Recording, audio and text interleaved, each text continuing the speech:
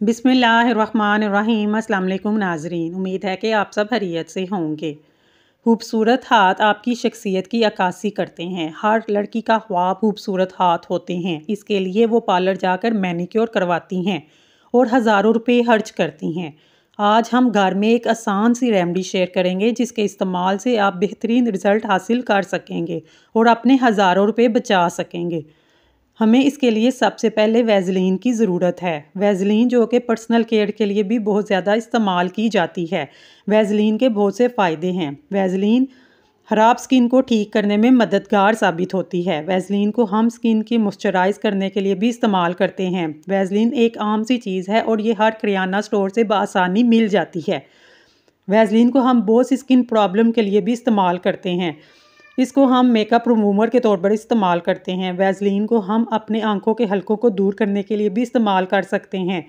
Eyebrows को घना करने के लिए भी वैज़लीन को बआसानी तौर पर इस्तेमाल किया जाता है। वैज़लीन को ना सिर्फ आईब्रोज़ बल्कि अपनी स्किन की झुर्रियों को ख़त्म करने के लिए भी इस्तेमाल किया जाता है। वैज़लीन को अपने बालों की खूबसूरती के लिए इस्तेमाल करें।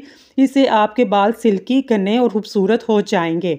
चलें तो हम अपनी रेमेडी को स्टार्ट करते हैं। इसके लिए हमने सबसे पहले वैज़लीन को इस्तेमाल करना है। वैज़लीन के बाद हमने बेकिंग सोडा को इस्तेमाल करना है।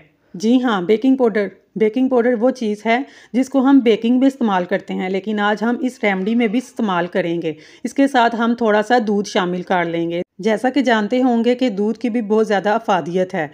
इसको हड्डियों को मजबूत करने में मददगार साबित होता है और ये भी बहुत सी ब्यूटी प्रोडक्ट में इस्तेमाल किया जाता है। दूध के भी बेइंतहा फ़वाइद हैं। हम इस तमाम चीज़ों को अच्छी तरह से मिक्स कर कर एक बहुत स्मूथ सा पेस्ट बना लेंगे और इसको हम अपने हाथों पर अप्लाई करेंगे। इसको अप्लाई करने का भी तरीका बहुत आसान है, जिसको आप अप्लाई कर कर अपने अच्छे तरीके से रिज़ल्ट हासिल कर सकते हैं। इसके लिए आपने हाथों को अच्छी तरह से अप्लाई करने के बाद आपने इसके ऊपर शापर लगाना है। शापर जो कि आम घरों में पाए जाते हैं। इसके लिए आपको कोई भी स्पेशल कोई ग्लव्स लेने की ज़रूरत नहीं है। इसके अलावा ये मेरे पास एक ग्लव्स था जो हम आम रूटीन में बर्तन वगैरह या किसी चीज़ को मिक्स करने के लिए भी किचन में रूटीन में इस्तेमाल किया जाता है। इसको ऊपर चढ़ा लेंगे और 15 मिनट के लिए छोड़ देंगे। इसके बाद आपने ग्लव्स उतार लेना है और 15 मिनट के बाद हाथों को अच्छी तरह से वॉश कर लेंगे। जब आप हाथों को वॉश करेंगे तो आप रिज़ल्ट देखकर हैरान हो जाएंगे। ये देख सकते हैं कि आप इन दोनों हाथों में कितना फ़र्क आ रहा है।